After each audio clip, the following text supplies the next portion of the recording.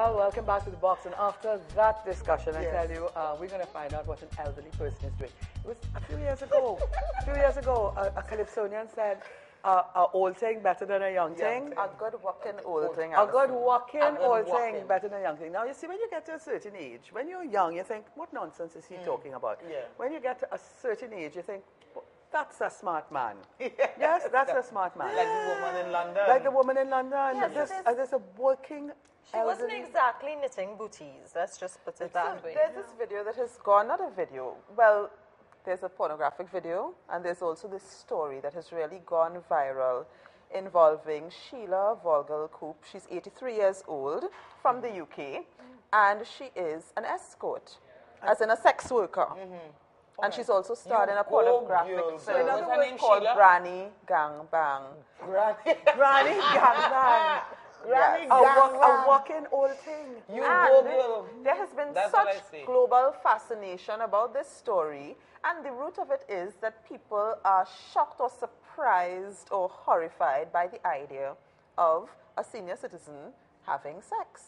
So Quite apart from the sex work thing. I don't understand the shocked and horrified. I think it's an excellent thing. I think, and because she was home alone doing nothing, her children, she had two marriages. Her two husbands passed away. I think it's excellent, and 80 is the new 60, to tell you, because things change. She needs to go to a crochet She class. needs to shake her booty, darling. Shake her Sister, booty. shaking her booty. You go ahead. she's supplementing her income. Of course, and having entertainment and being, she's companionship.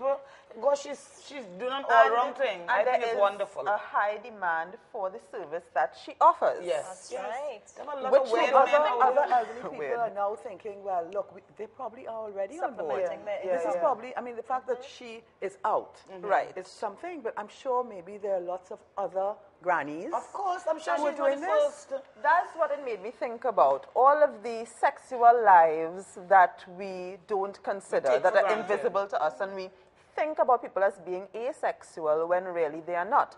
So whether it is her, the 83-year-old, or the young disabled. fella, tell us about that. People, I mean, there is a fetish where people disabled, like the disabled. the disabled. People like to have sexual intercourse with the disabled.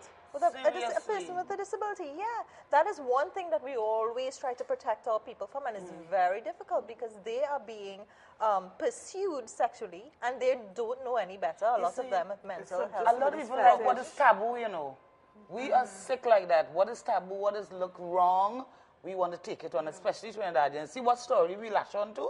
I'm sure there are lots of things going on in England, but we lash on. It's all about The entire world. It's gone viral. It's online. I know, and but I didn't hear it. internationally, Yeah. people. Do you want to even think of a person like most children don't want to think? When I say children, when you are whatever age, you don't want to think about your parents having sex, and worse to think of your grandparents having sex.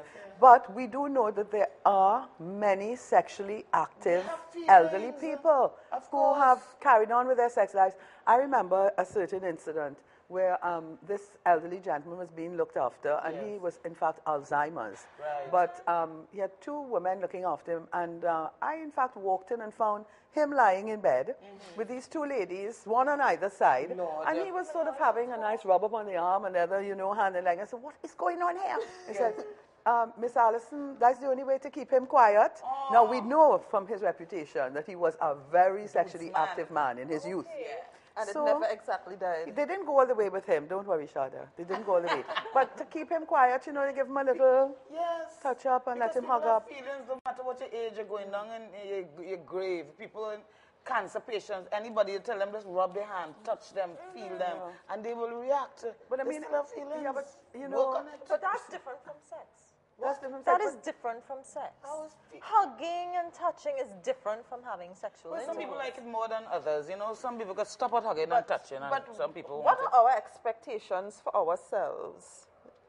Is that something that I've thought about really? Until what age am I likely to continue as long having? as my bones could take it, because my pelvic bone, if it could work it, it will work it. As long as I'm wondering about her hips and... Penny, you don't see the day when you just think, oh, just, Yeah, for goodness when sake, I I forget. I'll deal with it. Yeah, but forget if about I'm 80 it. something and I'm feeling the feeling, hey. But you wonder about the men. I mean, this lady is an escort. You looked at the story. Who is she Who does she escort? What age group? Sometimes they're very young men, she says. Oh. And then sometimes Kinky they're young men. contemporaries. Yes. Right. Well, would you consider them kinky men, or do you think they are I just... think they're sick. No, I just think, really, people just have a lot of different fetishes. People like really, really large women. People like animals. People like all kind of different things. I don't like how you world. put large women and animals so close to each other.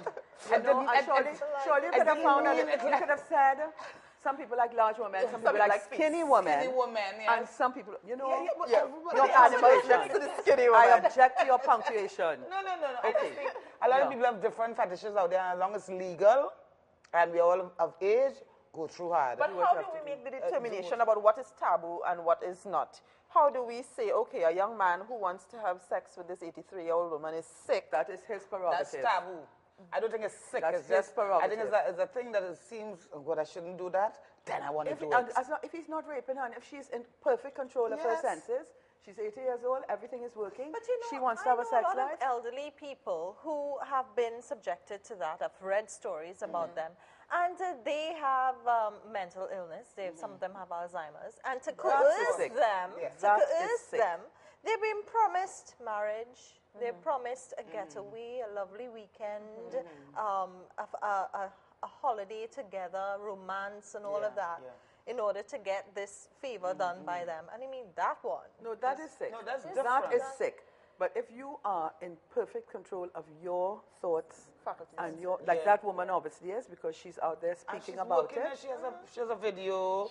She has a business. She has a small business. I wonder small old business. And it's online, and you could go to the website. That's a cottage industry fair. Yes. But you know, it was a prevalent thing happening in Trinidad now. Our old age pensioners are being used sexually for their checks. Yes. Men would go and try and entice these old women and tell them they love them, anything to just get their pension check, and they will sign it over to them, and they will go. And so women are doing it to the elderly men as well. Well, well, that's been going on for years. No, but there are lots of illegal immigrants here in Trinidad and Tobago, women, who are trying to get elderly Trinidadian men to marry them so that they could get their papers to stay here. And you know what occurs to me? The only way to confront those issues, whether it's in the disability community or the abuse of the elderly, is to acknowledge that these things exist and to confront it and to not just shut yourself off and say, okay, it doesn't happen. See no evil, hear no evil. That woman's, what's her name? Sheila's family. How they dealt with it though? They disowned her. Yeah. They disowned her. Because you look at your elderly, traditionally you would look at an older person with some degree of respect. You don't look at them from that angle, from the kinky kind of selfish, angle. Probably when they see how much money she's making, they'll come back and say, Granny, I love you. But you know, I think the issue here is not so much if she's sexually active. As far as I'm concerned, that's her right. Exactly. The point is, though, that we have to then consider should prostitution be legalized? Because, in fact, if she's getting money for the sex act, she is prostituting, and that is another story. That is another one. Another show, prostitution. Which we will do. Which we will do. Okay, we are going to get to where we started at the beginning of this program, where we're going to talk with a young lady who's in business, and we're going to discuss how women make money. Young woman. Any woman. Woman. Even an 83-year-old. Okay. Yes.